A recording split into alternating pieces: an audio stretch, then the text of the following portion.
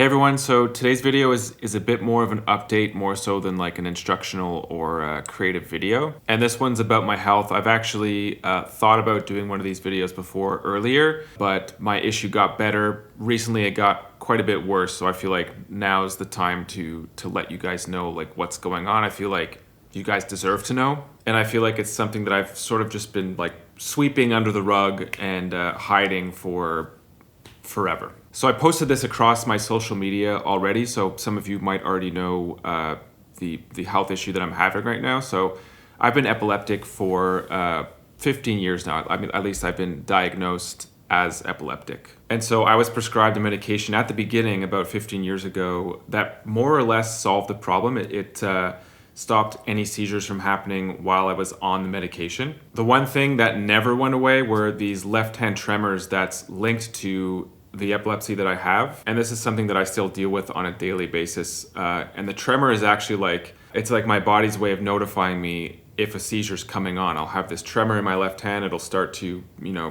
convulse essentially. And then I'll have a seizure. But for over a decade, despite having these tremors, the medication basically stopped the seizure part from happening until about 2 years ago. It's called a breakthrough seizure. So I had one, I think it was in November. It's weird because it always happens around the same time of year. And this is something that really obviously freaked me out because despite being fully medicated, I still had a seizure. So I was like, is this medication even working? And so I'm someone who's like quite aware of my health and like what I'm consuming. So that's the first thing I looked at. And I was taking a supplement called Ginkgo biloba. If you are epileptic or prone to seizures, do not take this supplement, just letting you know. And it was found that this supplement interacts with the medication that I was taking. So I was like, okay, fine. It gave me an answer. Still, I was kind of unsettled that I was that close to still being able to have a seizure. So I upped the medication a little bit and just went on with my life, basically, and was able to trust my body going forward because I had an answer. And so the next year comes around, and again, despite being medicated, the same thing happened again.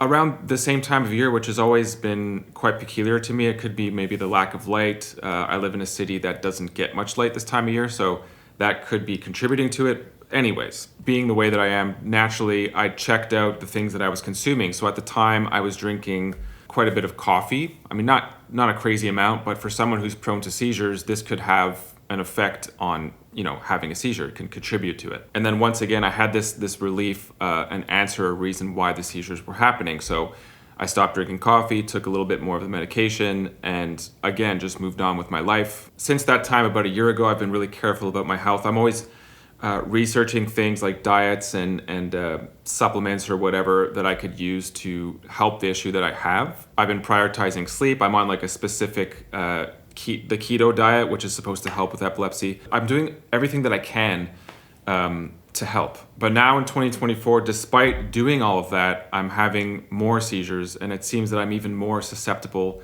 to getting them despite all of the things that I'm trying to do to prevent them. And so the seizures are not fun. I'm conscious during the seizures. It's like a very uncomfortable feeling, and that's bad. But for me, the most difficult part has been the day-to-day not knowing if I'm going to have another seizure. So I upped my medication again. I'm taking more medication over top of this, and I'm still like worried about having a seizure, especially seeing as going back to the whole left-hand tremor thing. Now, each time that I have a tremor, I'm like, am I gonna have a seizure? Socially, I'm really affected by this. I'm going through like a period where I've sort of lost my confidence going into public. I have like this whole fear, this like cyclical fear around the whole seizure thing. And it's all it's a cycle, it's all contributing. I've never been in this sort of situation before, so I don't really have the tools yet to deal with this, for something to be just completely out of my control. And despite doing all the things that I need to do, I've gotten MRIs, EEGs, all the different brain scans and stuff like that, and nothing shows up. Like everything just shows up normal. So we don't have any answers for anything. So for those of you who already know about this situation, I did post it, as I mentioned, on my social media. First of all, huge thank you to everyone who reached out. It was overwhelming and it was meaningful. I'm really glad that I made the decision to just let everybody know and not hide behind this illness or whatever you want to call it. there were a bunch of people locally that I know who have epilepsy or other issues as well, who just reached out to me. They saw it as an opportunity to talk about things that they're going through that they've been silent about. And so that's a thing that you don't need to, whatever it is that you might be going through, you don't need to hide. And so I'm really glad, as I mentioned, I'm glad that I made the decision to express what I was going through. And obviously outside of the synth community, I let my personal family and friends know. I posted a similar or the same message over on Facebook, and the response was the same there. So yeah, this whole situation sucks, but it definitely made me feel lucky to know that there's so many people that are supporting me, and they said, take all the time that you need. And so yeah, that's what I've been doing. I basically took the last week off. I know that this is sort of just like the type of personality that I have, and it's a challenge that I deal with. Not going 100 miles an hour into something, taking a break, taking a step back to let my body recuperate, because I feel like these seizures are happening for a reason. It's my body telling me to slow down. That's been my whole experience this past while. So what does this mean for the channel, for this channel moving forward? A big part of this channel is on the efficiency of live setups, or live setups that I've been experimenting with. That will still be the focus of this channel, but at this point, I'm not really going to be able to perform live. I might do, performances at home, but maybe not at live events, because that creates a lot of stress, especially if it's like a last minute sort of thing.